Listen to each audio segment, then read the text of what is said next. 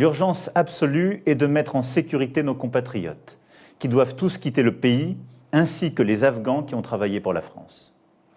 Nos ressortissants ont été progressivement évacués en anticipation ces dernières semaines.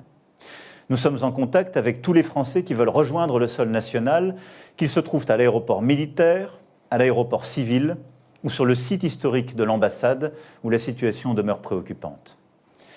Je veux ici remercier nos représentants sur place, nos diplomates, policiers, militaires, pour leur engagement et leur courage. Remercier aussi nos alliés américains, indispensables pour mener à bien ces évacuations.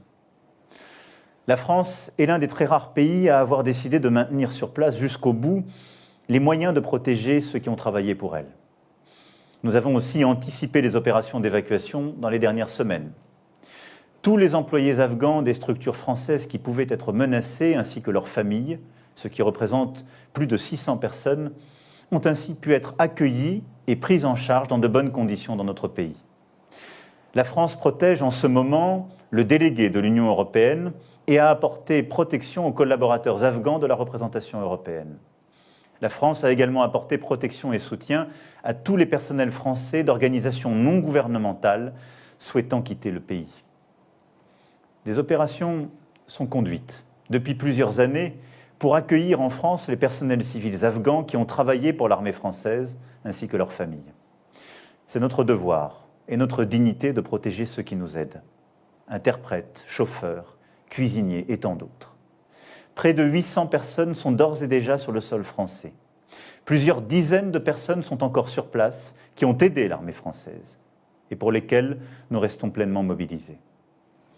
De nombreux Afghans, défenseurs des droits, artistes, journalistes, militants sont aujourd'hui menacés en raison de leur engagement. Nous les aiderons parce que c'est l'honneur de la France d'être aux côtés de celles et ceux qui partagent nos valeurs autant que nous pourrons le faire et en tenant compte de la nécessaire adaptation de notre dispositif. Je remercie les associations, collectifs et communes qui aideront à leur accueil. Afin de procéder à ces opérations d'évacuation qui se conduiront pas sans une étroite coordination avec les militaires américains sur place, j'ai décidé l'envoi de 2 avions militaires et de nos forces spéciales.